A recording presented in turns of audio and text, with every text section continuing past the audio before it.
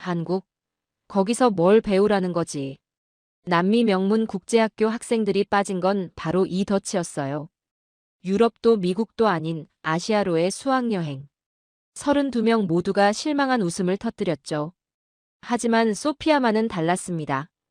인천공항에서 몰래 관찰하기 시작했거든요. 세상은 이렇게 말했죠. 아시아는 우리 세계관의 중심이 아니다라고. 하지만 지금은 그 소피아가 이렇게 고백합니다. 한국은 우리보다 훨씬 앞서 있다. 이유는 기술이 아니라 시민이다. 과연 일주일 동안 소피아에게 무슨 일이 벌어진 걸까요? 좋아요 버튼 하나로 응원이 됩니다. 바로 들어가 보죠. 안녕하세요. 저는 남미의 한명문 국제학교에 다니는 여학생입니다. 제 이름은 소피아라고 해요. 우리 학교는 부에노스아이레스에 위치한 곳으로 세계 각국에서 온 외교관과 기업 임원들의 자녀들이 다니는 곳이었습니다. 매년 고등학교 3학년이 되면 전통적으로 수학여행을 떠나게 됩니다. 그동안 우리 학교의 수학여행 목적지는 늘 유럽이나 미국이었어요. 파리의 루브르 박물관, 런던의 대형 박물관, 뉴욕의 메트로폴리탄 미술관 같은 곳들 말입니다. 학교 측에서는 이런 여행을 통해 학생들이 서구 문명의 정수를 체험하고 진정한 국제적 감각을 기를 수 있다고 말했습니다. 그런데 2024년은 달랐습니다. 3월 둘째 주 월요일 학급 담임 선생님께서 교실에 들어오시며 평소와 다른 표정을 지으셨어요. 조금 당황스러워 보이기도 하고 뭔가 미안해하는 듯한 모습이었습니다. 선생님은 올해 수학여행 목적지가 한국이라고 발표했습니다. 그 순간 교실에는 이상한 침묵이 흘렀어요. 평소 파리나 로마 같은 도시 이름을 발표할 때의 자신감 넘치는 모습과는 완전히 달랐거든요. 곧 실망한 웃음소리들이 여기저기서 터져나왔습니다. 제 옆자리에 앉은 루이사가 고개를 저으며 당황스러워했고 뒷자리의 카를로스는 투덜거렸어요. 아시아라는 선택지 자체가 예상 밖이었기 때문입니다. 사실 우리에게 아시아라는 대륙은 세계관의 중심이 아니었습니다. 물론 일본의 기술력이나 중국의 경제 성장에 대해서는 들어봤지만 그것들은 어디까지나 뉴스나 교과서 속의 이야기였어요. 우리가 동경하고 배우고 싶어하는 문화는 여전히 유럽과 미국에 있다고 생각했습니다. 클래스메이트 중 한 명인 안드레아가 손을 들고 한국에서 무엇을 배울 수 있는지 질문했습니다. 선생님은 기술 발전상이나 문화적 특색을 살펴볼 수 있을 것 같다고 답했지만 확신이 없어 보였어요. 마치 본인도 이번 여행의 목적을 명확히 이해하지 못하는 것 같았습니다. 집에 돌아가서 부모님께 이 소식을 전했을 때도 반응은 비슷했습니다. 아버지는 잠깐 당황하시더니 요즘 한국이 꽤 발전했다고 하니 나쁘지 않을 것이라고 말씀하셨어요. 하지만 목소리에는 의문이 섞여 있었습니다. 어머니는 안전하기만 하면 된다며 아시아는 좀 복잡한 곳이라고 걱정스러운 표정을 지으셨고요. 그날 밤 인터넷으로 한국에 대해 검색해봤습니다. 서울이라는 도시의 사진들이 나왔는데 높은 빌딩들과 네온사인들이 가득한 모습이었어요. 뭔가 도쿄와 비슷해 보였습니다. K-팝이라는 음악 장르와 한국 드라마에 대한 글들도 많았지만 솔직히 큰 흥미를 느끼지 못했어요. 저는 이 여행도 그냥 형식적인 일정일 뿐이라고 생각했습니다. 일주일 정도 관광지를 둘러보고 몇 군데 박물관을 구경하고 현지 음식을 맛보고 돌아오는 평범한 여행일 것이라고 말이에요. 진짜 배울 것이 있을 거라고는 전혀 예상하지 못했습니다. 하지만 지금 돌이켜보면 그때의 제가 얼마나 무지했는지 깨닫게 됩니다. 한국으로 떠나는 이 여행이 제 인생의 가치관을 완전히 바꿔놓을 거라고는 꿈에도 생각하지 못했거든요. 출발일이 다가오면서 학급 분위기는 점점 더 시큰둥해졌습니다. 대부분의 친구들이 빨리 끝나고 돌아왔으면 좋겠다는 식으로 이야기했어요. 저 역시 마찬가지였습니다. 그냥 무난하게 지나가기를 바라는 마음뿐이었거든요. 그렇게 우리 32명의 학생들과 4명의 인솔교사는 한국행 비행기에 몸을 맡겼습니다. 긴 비행시간 동안 대부분의 친구들은 잠을 자거나 영화를 봤어요. 저는 창밖을 내다보며 생각에 잠겼습니다. 일주일 후면 다시 집으로 돌아갈 것이고 그때까지 별일 없이 지나가면 좋을 것이라고 말입니다. 하지만 한국 땅에 발을 디디는 순간부터 제 예상은 완전히 빗나가기 시작했습니다. 15시간의 긴 비행이 끝나고 인천국제공항에 도착했습니다. 기내에서 내려 입국장으로 향하는 복도를 걸으면서도 저는 여전히 피곤함과 시차 때문에 멍한 상태였어요. 대부분의 친구들도 마찬가지였습니다. 루이사는 목베개를 목에 걸고 비틀거렸고 카를로스는 계속 하품을 했거든요. 그런데 입국장 입구에서 저는 처음으로 발걸음을 멈췄습니다. 앞에 펼쳐진 광경이 예상했던 것과 완전히 달랐거든요. 수백 명의 사람들이 보였지만 그 어떤 소란도 없었어요. 제가 익숙한 부에노스아이레스 공항이나 브라질 상파울루 공항에서 늘 들려오던 소음이 전혀 없었습니다. 경찰이나 공항 직원들의 호각 소리도 들리지 않았어요. 누군가 고함을 지르는 소리도, 짜증스러운 한숨 소리도, 심지어 아이들의 울음소리조차 거의 들리지 않았습니다. 마치 거대한 도서관 안에 있는 것 같았어요. 더 놀라운 건 줄의 모습이었습니다. 각 입국 심사대 앞에 서 있는 사람들의 줄이 완벽하게 일직선이었거든요. 누군가 줄 사이를 비집고 들어가려 하지도 않았고, 옆줄이 더 빨리 움직인다고 해서 줄을 바꾸는 사람도 없었어요. 저희 학교 인솔 교사인 가르시아 선생님도 당황스러워하는 표정을 지었습니다.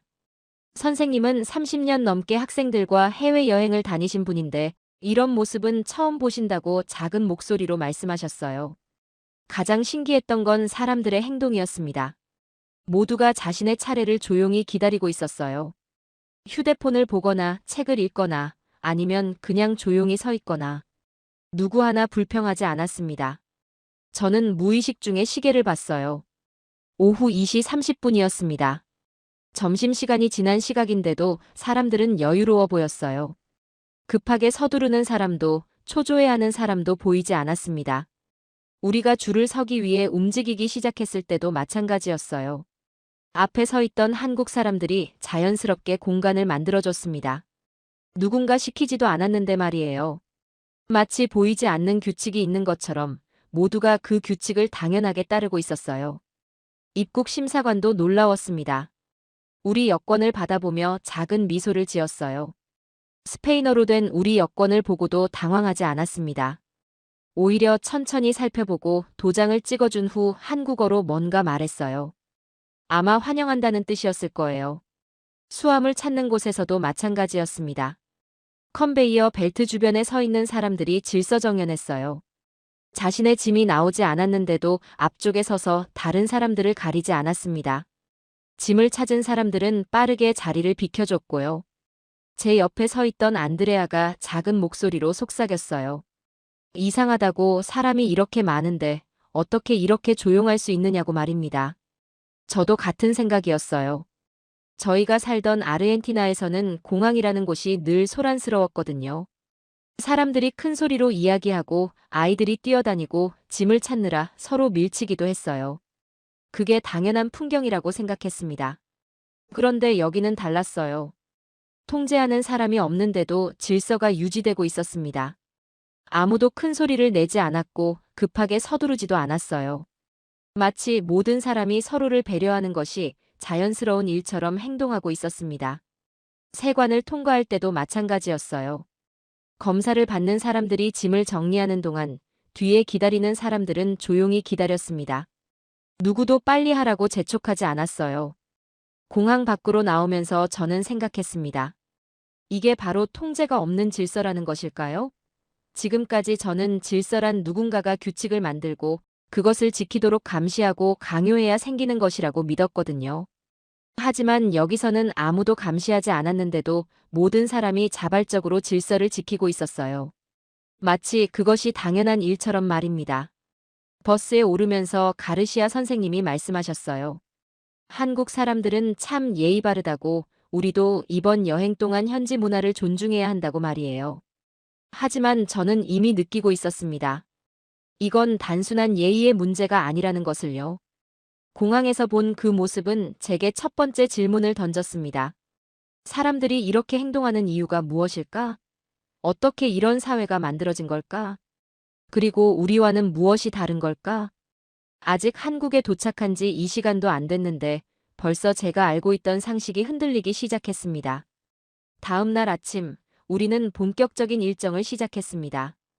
호텔에서 나와 버스에 오르면서 대부분의 친구들은 오늘 어떤 유명한 관광지를 갈 것인지 궁금해했어요. 경복궁이나 남산타워, 아니면 명동 쇼핑가 같은 곳 말이에요.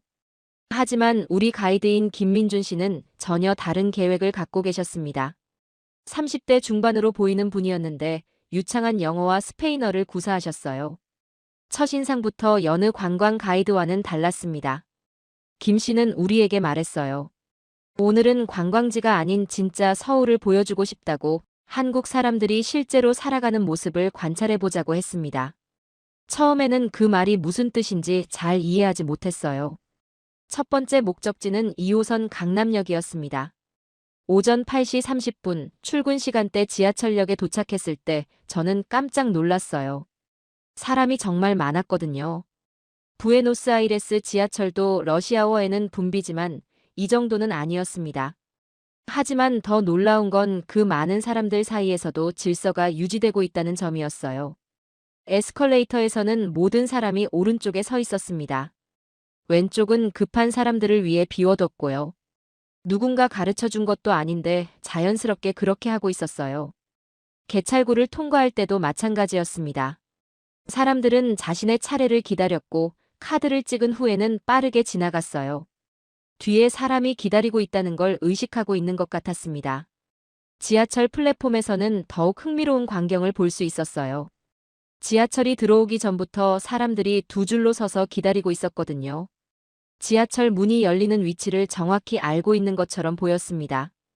정말 신기했던 건 지하철에서 내리는 사람들을 먼저 기다려준다는 점이었어요.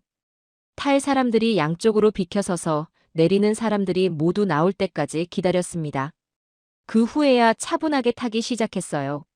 저희가 탄 지하철 안에서도 배울 점이 많았습니다. 좌석에 앉은 사람들은 대부분 휴대폰을 보거나 독서를 했어요. 큰 소리로 통화하는 사람은 한 명도 없었습니다. 가끔 전화가 오면 작은 목소리로 나중에 걸겠다고 하고 끊더군요. 임신부가 타자 한 젊은 남성이 즉시 자리를 양보했습니다. 임신부는 고개를 숙여 감사 인사를 했고 남성도 미소로 응답했어요. 이 모든 과정이 자연스럽고 부담스럽지 않았습니다. 노인이 타셨을 때도 마찬가지였어요. 여러 명이 동시에 일어나서 자리를 양보하려고 했습니다. 서로 양보하다가 결국 가장 가까이 앉아있던 사람이 자리를 들였어요. 노인분은 정중하게 감사 인사를 하셨고요. 다음 정거장에서는 학생들이 많이 탔습니다. 아마 고등학생들인 것 같았어요. 교복을 입고 있었거든요. 그런데 이 학생들도 어른들과 똑같이 조용했어요. 서로 이야기를 해도 목소리를 낮춰서 했습니다. 지하철을 타고 이동하면서 김 씨가 설명해줬어요. 한국에서는 지하철 같은 공공장소에서 다른 사람에게 피해를 주지 않는 것을 중요하게 생각한다고 했습니다. 개인의 자유도 중요하지만 공동체의 편의를 함께 고려한다는 것이었어요. 지상으로 올라와서는 강남대로를 걸어봤습니다. 출근 시간이라 사람들이 빠르게 걸어가고 있었지만 여기서도 놀라운 점들을 발견할 수 있었어요. 사람들이 서로를 자연스럽게 비켜줬습니다. 반대편에서 오는 사람과 마주쳤을 때 아무 말 없이도 서로 조금씩 옆으로 비켜서 지나갔어요. 누군가 넘어질 뻔하면 주변 사람들이 즉시 도와줬고요. 가장 인상 깊었던 건 급한 사람을 위한 배려였습니다. 뛰어가는 사람이 있으면 사람들이 자연스럽게 길을 열어줬어요. 마치 물이 흘러가는 것처럼 자연스럽게 말이에요. 신호등에서 기다릴 때도 마찬가지였습니다. 빨간불일 때는 모든 사람이 기다렸어요. 차가 오지 않는다고 해서 무단횡단하는 사람은 거의 없었습니다. 아이들과 함께 온 부모들은 특히 더 조심스럽게 신호를 지켰어요. 점심시간에는 한 카페에 들어가 봤습니다. 주문할 때도 줄을 서서 기다렸고 음식이 나올 때까지도 조용히 기다렸어요. 카페 안에서 이야기하는 사람들도 목소리를 낮춰서 했습니다. 카페에서 나올 때 한 고객이 실수로 커피를 쏟았어요. 즉시 직원이 와서 치워줬는데 그 고객은 몇 번이나 사과했습니다. 직원도 괜찮다며 미소로 응답했고요.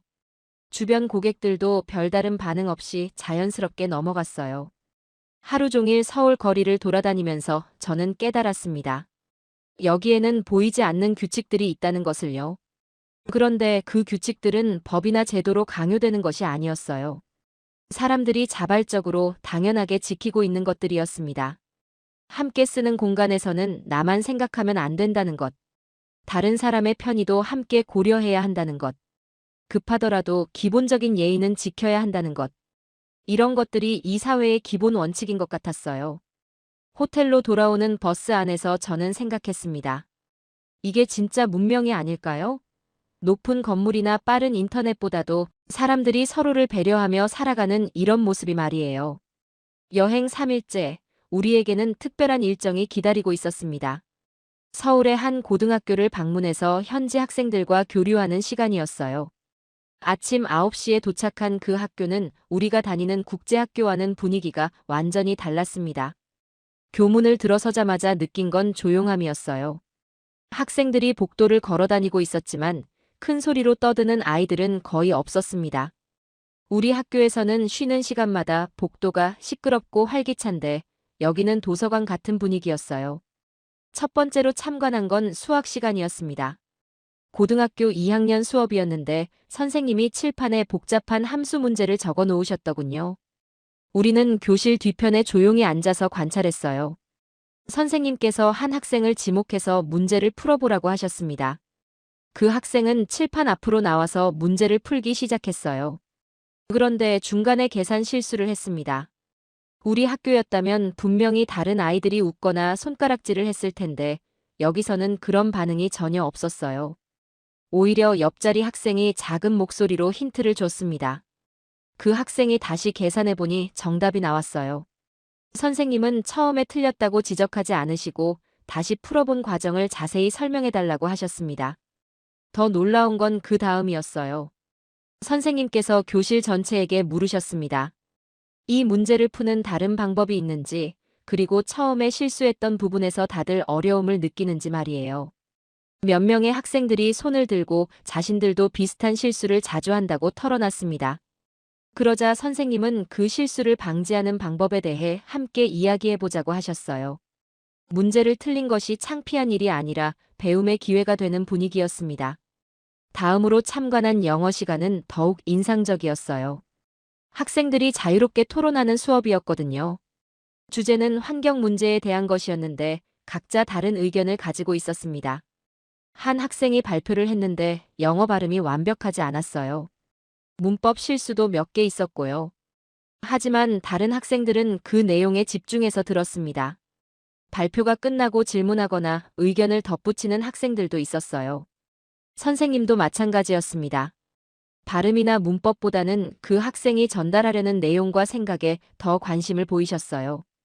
피드백을 할 때도 좋았던 점을 먼저 말씀하시고 개선할 부분은 나중에 개별적으로 이야기해 주겠다고 하셨습니다.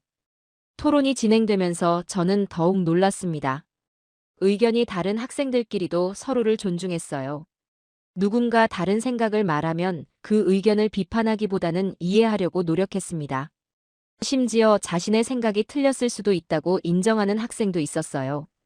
우리 학교의 토론 수업과는 완전히 달랐습니다. 우리 학교에서는 누가 더 논리적인지, 누가 더 영어를 잘하는지가 중요했거든요. 틀린 말을 하면 즉시 지적받았고 자신의 의견을 강하게 주장해야 좋은 평가를 받을 수 있었어요.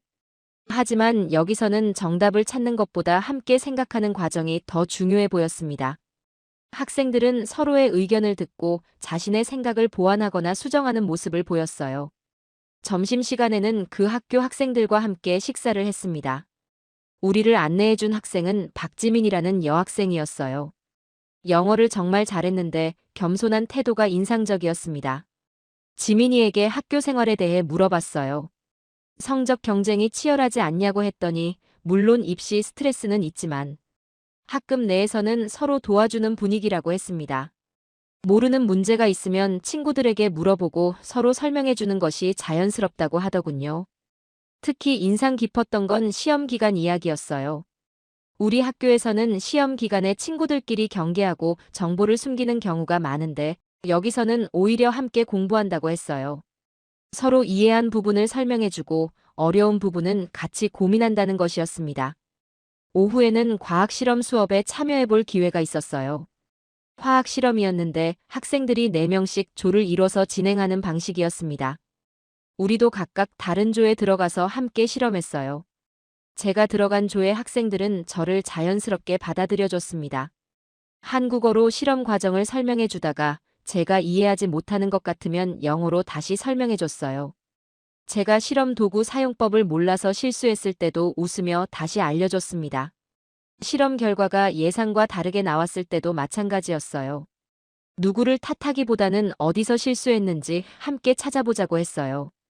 결국 제가 시약을 잘못 넣어서 생긴 문제였는데 조원들은 괜찮다며 다시 해보자고 했습니다. 그 과정에서 저는 깨달았습니다. 여기서는 실패가 부끄러운 일이 아니라는 것을요. 오히려 실패를 통해 배우는 것이 더 중요하다고 생각하는 것 같았어요. 하루 종일 그 학교에서 보낸 시간은 저에게 큰 충격이었습니다. 제가 알고 있던 교육과 경쟁의 개념이 완전히 바뀌었거든요. 혼자서 앞서 나가는 것보다 함께 성장하는 것을 더 가치 있게 여기는 문화였어요. 버스에서 돌아오는 길에 저는 생각했습니다. 진정한 실력은 다른 사람을 이기는 것이 아니라 서로를 도우며 함께 발전하는 것에서 나오는 게 아닐까요? 여행 4일째, 우리는 서울 외곽의 한 신도시를 방문했습니다. 김 가이드가 말하길 한국의 스마트시티 기술을 직접 체험해 볼 수 있는 곳이라고 했어요. 처음에는 그냥 첨단 기술들을 구경하는 일정인 줄 알았는데 실제로 가보니 완전히 다른 경험이었습니다. 버스에서 내려 첫 번째로 눈에 들어온 건 버스 정류장이었어요. 일반적인 정류장과는 달리 디지털 디스플레이가 설치되어 있었습니다. 하지만 광고나 화려한 영상이 나오는 게 아니라 실시간으로 버스 도착 정보와 날씨, 미세먼지 농도 등이 표시되고 있었어요. 더 놀라운 건 그 정보의 정확성이었습니다. 3분 후 도착한다고 했는데 정말로 3분 만에 버스가 왔거든요. 우리나라에서는 버스가 언제 올지 알기 어려워서 한참을 기다리는 경우가 많은데 여기서는 그런 불편함이 없어 보였어요. 시내로 들어가면서 발견한 건 신호등 시스템이었습니다. 일반적인 신호등과는 달리 보행자가 버튼을 누르면 기다리는 시간이 화면에 표시되었어요. 그리고 그 시간이 실제로 정확했습니다. 사람들이 얼마나 기다려야 하는지 알 수 있으니까 훨씬 편안해 보였어요. 더 흥미로웠던 건 야간 시간대의 시스템이었어요. 김 가이드의 설명에 따르면 밤 10시 이후에는 보행자가 거의 없는 지역의 신호등이 자동으로 조정된다고 했습니다. 불필요한 대기 시간을 줄여서 교통 흐름을 개선하는 거였어요. 점심시간에는 공공도서관을 방문했습니다. 입구에서 QR코드를 스캔하면 자동으로 출입이 되었어요. 하지만 그게 감시를 위한 시스템이 아니라는 걸 금방 알 수 있었습니다. 도서관 직원이 설명해 주길, 이 시스템은 도서관 이용 통계를 위한 것이고 개인정보는 수집하지 않는다고 했거든요. 도서관 내부의 시설들도 인상적이었어요. 책을 찾을 때 키오스크에서 검색하면 해당 책이 있는 서가까지의 경로가 바닥에 LED로 표시되었습니다. 복잡한 도서관에서 책을 찾기 어려워하는 사람들을 배려한 시스템이었어요. 무엇보다 놀라웠던 건 반납 시스템이었습니다. 자동 반납기에 책을 넣으면 즉시 처리되고 연체료나 분실에 대한 안내도 친절하게 나왔어요. 모든 과정이 투명하고 이해하기 쉽게 설계되어 있었습니다. 오후에는 주거 지역을 둘러봤어요. 아파트 단지 입구에 스마트 보안 시스템이 있었지만 이것도 우리가 상상했던 것과는 달랐습니다. 얼굴 인식이나 지문 인식 같은 개인 정보를 수집하는 시스템이 아니라 단순히 거주자 확인을 위한 카드 시스템이었어요. 단지 내에는 IoT 센서들이 곳곳에 설치되어 있었는데 이것들의 목적이 흥미로웠습니다. 주차장의 빈자리를 알려주거나 공용시설의 사용 현황을 보여주는 용도였어요. 주민들의 편의를 위한 것이지 감시를 위한 것이 아니었습니다. 공원에서는 더욱 인상적인 기술을 봤어요. 운동기구마다 디스플레이가 있어서 사용 방법과 운동 효과를 알려줬습니다. 나이나 체력에 따른 권장 운동량도 제시해줬고요. 누구나 안전하게 운동할 수 있도록 도와주는 시스템이었어요. 공원 곳곳에는 공기질 측정기가 설치되어 있었습니다. 실시간으로 미세먼지와 온도, 습도 정보를 제공했어요. 특히 아이들이 뛰어노는 놀이터 근처에는 더 자세한 정보가 표시되어 있었습니다. 부모들이 아이들을 안심하고 놀게 할 수 있도록 배려한 것 같았어요. 상점가에서도 비슷한 철학을 발견할 수 있었습니다. 각 상점마다 디지털 메뉴판이나 정보 디스플레이가 있었지만 고객의 개인정보를 요구하지 않았어요. 단순히 메뉴나 가격 정보를 보기 쉽게 제공하는 용도였습니다. 결제 시스템도 마찬가지였어요. 카드나 모바일 결제가 일반적이었지만 현금 결제도 자연스럽게 받아줬습니다. 어떤 결제 방식을 선택하든 불편함이 없도록 설계되어 있었어요. 지하철역에서는 더욱 세심한 배려를 발견했습니다. 시각장애인을 위한 음성 안내는 물론이고 휠체어 이용자를 위한 엘리베이터 정보도 실시간으로 제공되었어요. 모든 사람이 동등하게 대중교통을 이용할 수 있도록 한 것이었습니다. 역 내부의 안내 시스템도 인상적이었어요. 여러 언어로 정보가 제공되었고 관광객을 위한 별도 안내도 있었습니다. 외국인도 어려움 없이 이용할 수 있도록 배려한 모습이었어요.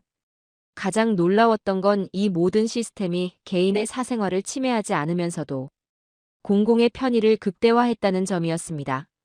기술이 사람을 감시하거나 통제하기 위한 수단이 아니라 모든 시민이 더 편리하고 안전하게 생활할 수 있도록 도와주는 도구로 사용되고 있었어요. 김 가이드가 설명해준 바로는 이런 시스템들을 설계할 때 시민들의 의견을 적극적으로 수렴한다고 했습니다. 기술 자체보다는 그 기술이 사람들의 삶에 어떤 도움을 줄 수 있는지를 먼저 고려한다는 것이었어요. 호텔로 돌아오는 길에 저는 깊이 생각해봤습니다. 같은 기술이라도 어떤 목적으로 사용하느냐에 따라 완전히 다른 결과가 나올 수 있구나 하는 생각이 들었어요. 여기서는 기술이 사람을 위해 존재했고, 그래서 모든 시민이 그 혜택을 누릴 수 있었습니다. 이것이야말로 진정한 선진 사회의 모습이 아닐까 생각했어요. 기술의 발전 수준보다도 그 기술을 어떻게 활용하느냐가 더 중요한 것 같았습니다. 여행 5일째 아침, 우리는 자유시간을 갖게 되었습니다. 명동과 홍대 지역을 자유롭게 돌아다니며 쇼핑을 하거나 카페에서 휴식을 취할 수 있는 시간이었어요. 처음으로 한국인들의 일상적인 모습을 가까이에서 관찰할 기회였습니다. 명동 거리를 걸으면서 가장 먼저 느낀 건 사람들의 옷차림이었어요. 화려하거나 과시적인 복장을 한 사람들이 거의 없었습니다. 대부분 단정하고 깔끔한 스타일이었죠. 명품 로고가 크게 새겨진 옷이나 액세서리를 착용한 사람도 많지 않았어요. 우리가 살던 부에노스아이레스에서는 상황이 좀 달랐거든요. 특히 부유한 지역에서는 사람들이 자신의 경제적 지위를 드러내는 것을 당연하게 여겼어요. 비싼 브랜드의 옷이나 가방, 시계 등을 착용해서 자신의 성공을 과시하는 문화가 있었습니다. 하지만 여기서는 그런 모습을 찾기 어려웠어요. 옷을 잘 입은 사람들도 있었지만 그것이 자신을 과시하기 위한 것이라기보다는 단순히 깔끔하고 품위 있게 보이고 싶어 하는 것 같았습니다. 카페에서 커피를 마시며 사람들을 관찰할 기회가 있었어요. 한 테이블에서는 60대로 보이는 부부가 조용히 대화를 나누고 있었습니다. 목소리가 너무 작아서 무슨 이야기를 하는지 들리지 않을 정도였어요. 주변 사람들에게 피해를 주지 않으려는 배려였죠. 다른 테이블에서는 20대 친구들이 모여 있었는데 이들도 마찬가지였어요. 즐겁게 이야기하고 있었지만 큰 소리를 내지 않았습니다.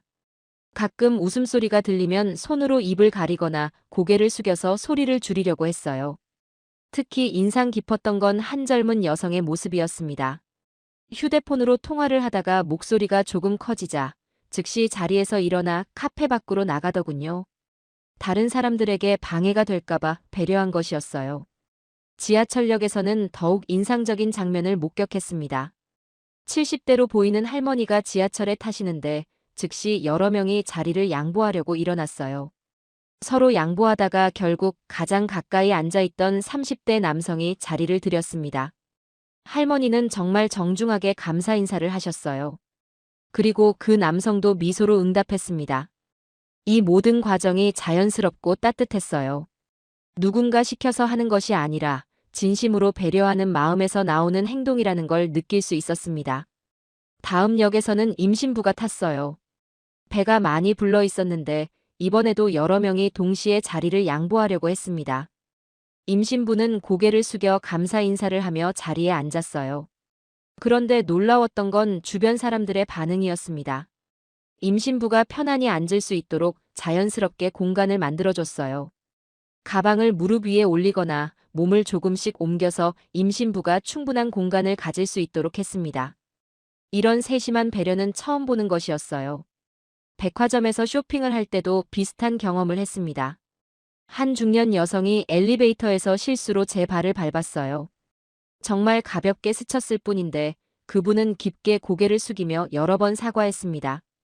저는 괜찮다고 손사래를 쳤지만 그분은 계속 미안하다고 하셨어요. 우리 문화에서는 그 정도는 사과할 필요도 없는 작은 일인데 여기서는 아주 사소한 실수에도 진심으로 사과하는 문화가 있었습니다.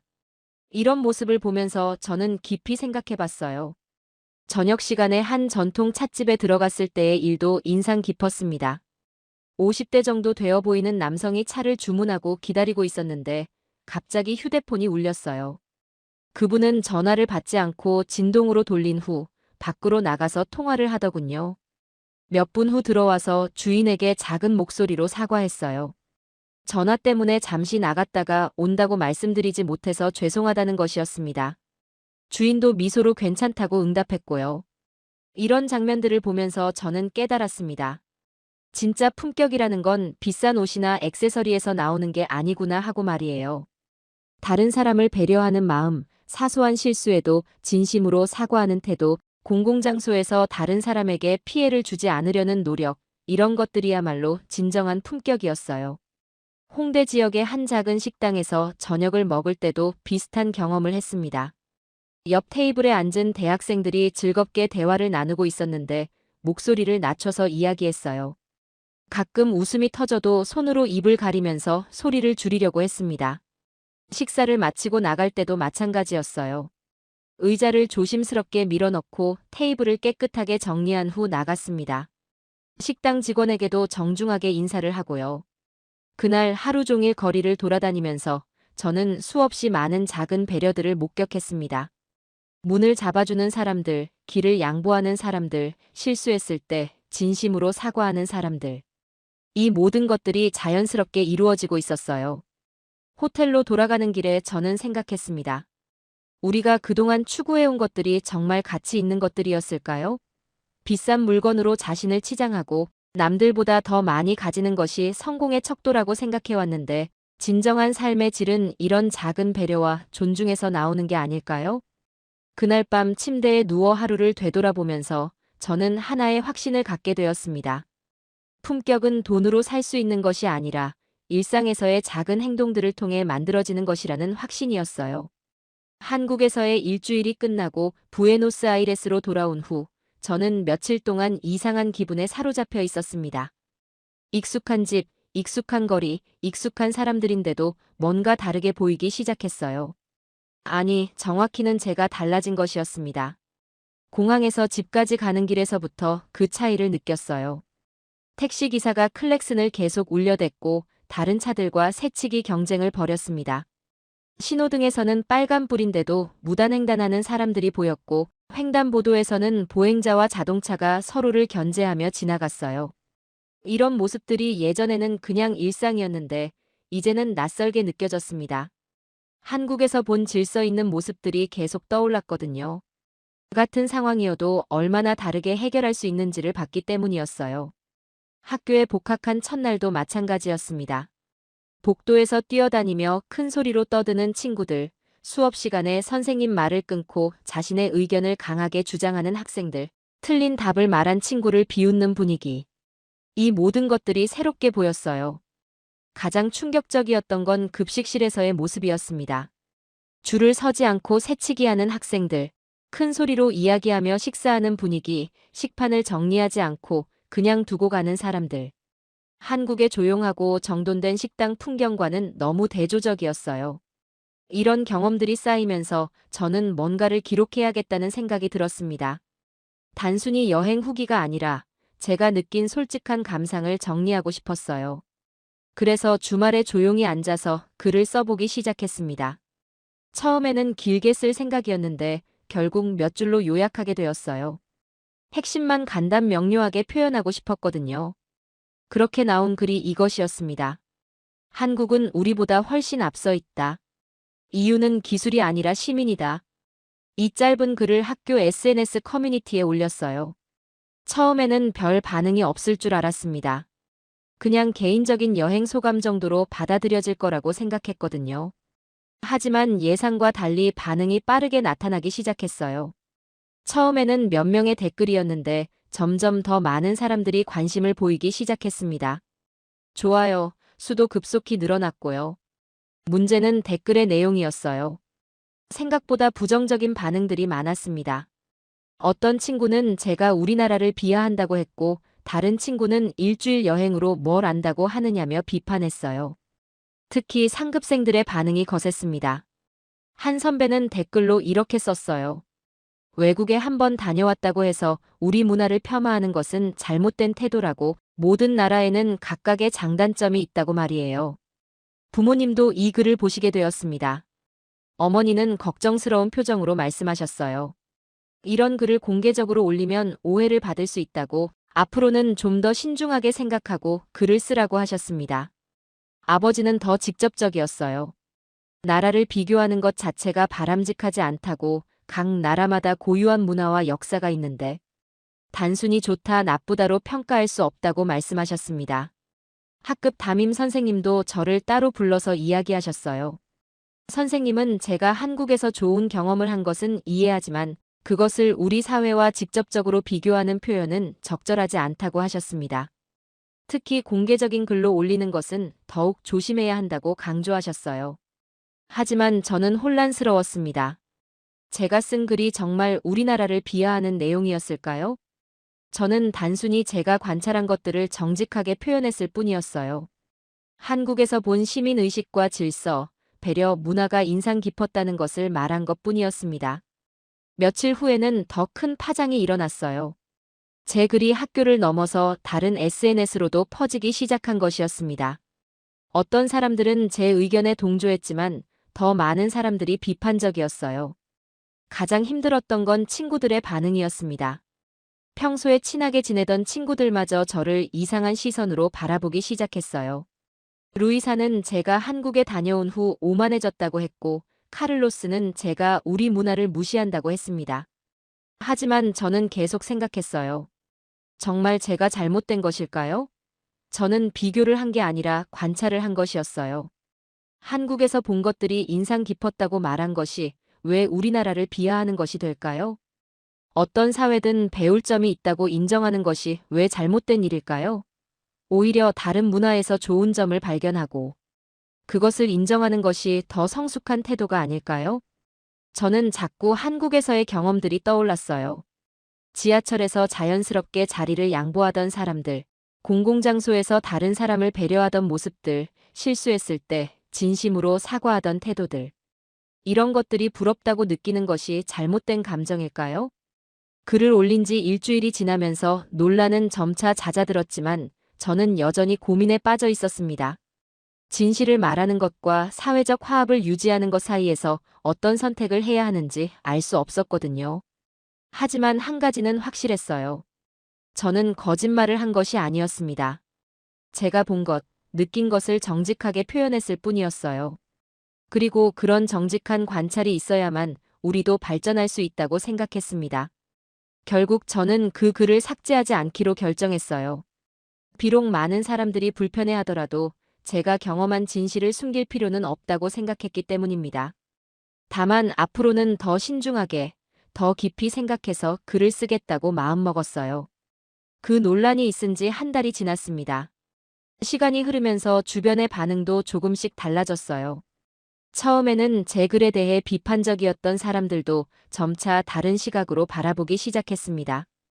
어쩌면 제가 말하고자 했던 진짜 의미를 이해하기 시작한 것 같았어요. 가장 먼저 변화를 보인 건 루이사였습니다. 어느 날 점심시간에 저에게 다가와서 말했어요.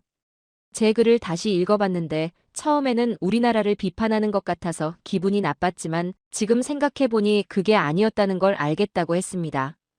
루이사는 최근에 지하철을 타면서 제가 말했던 것들을 직접 경험했다고 했어요.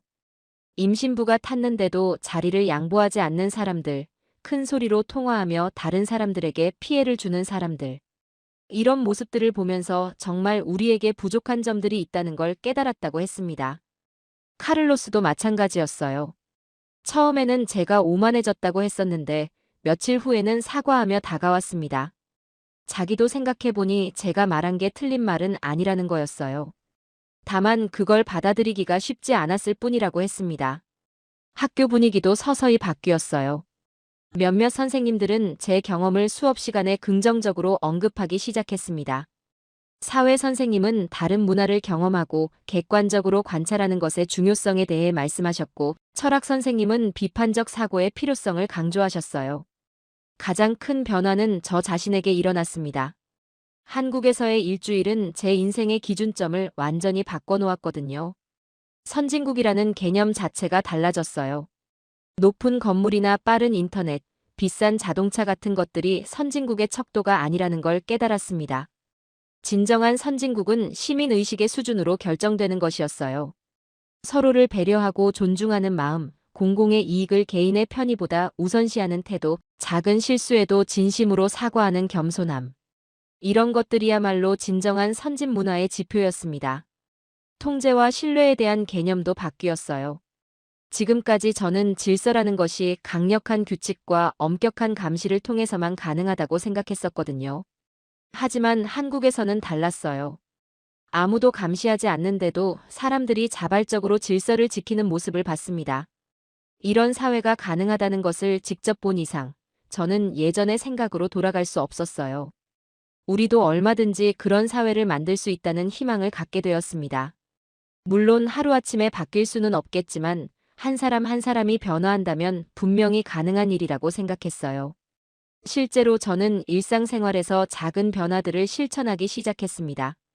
지하철에서는 자리가 필요한 사람들을 더 세심하게 살펴보게 되었고, 공공장소에서는 다른 사람들에게 피해를 주지 않도록 더욱 조심했어요. 식당에서 실수로 물을 쏟았을 때는 진심으로 사과했고, 직원분들이 치울 때까지 도와드렸습니다. 엘리베이터에서는 다른 사람들이 먼저 내릴 수 있도록 기다렸고, 급한 사람이 있으면 길을 양보해줬어요. 처음에는 이런 행동들이 어색했지만 점점 자연스러워졌습니다. 그리고 놀라웠던 건 이런 작은 배려들이 다른 사람들에게도 영향을 미친다는 것이었어요. 제가 먼저 양보하면 다른 사람도 양보하게 되고, 제가 정중하게 행동하면 상대방도 더 친절하게 반응했습니다. 가족들과의 관계도 달라졌어요. 부모님께 더 자주 감사 인사를 드리게 되었고, 집에서도 다른 가족들을 더 배려하게 되었습니다. 어머니는 제가 많이 성숙해졌다고 말씀하셨어요. 학교에서도 변화가 있었습니다. 수업 시간에 다른 친구들의 의견을 더 존중하게 되었고, 누군가 틀린 답을 해도 비웃지 않으려고 노력했어요. 대신 함께 생각해보자고 제안하거나 다른 관점을 제시해 주려고 했습니다. 가장 뿌듯했던 건 몇 명의 친구들이 저의 변화를 보고 자신들도 비슷한 노력을 하기 시작했다는 것이었어요. 안드레아는 지하철에서 노인분께 자리를 양보했다고 자랑스럽게 말했고, 다른 친구는 카페에서 실수했을 때 진심으로 사과했다는 이야기를 들려줬습니다. 물론 모든 것이 쉽지는 않았어요. 가끔은 예전 습관대로 행동하고 싶을 때도 있었고, 다른 사람들의 무례한 행동을 보면 화가 날 때도 있었습니다. 하지만 그럴 때마다 한국에서의 경험을 떠올리며 마음을 다잡았어요. 특히 인상 깊었던 기억은 지하철에서 만났던 그 임신부의 모습이었습니다. 자리를 양보받았을 때 고개를 숙여 감사 인사를 하던 모습, 그리고 주변 사람들이 자연스럽게 공간을 만들어주던 장면.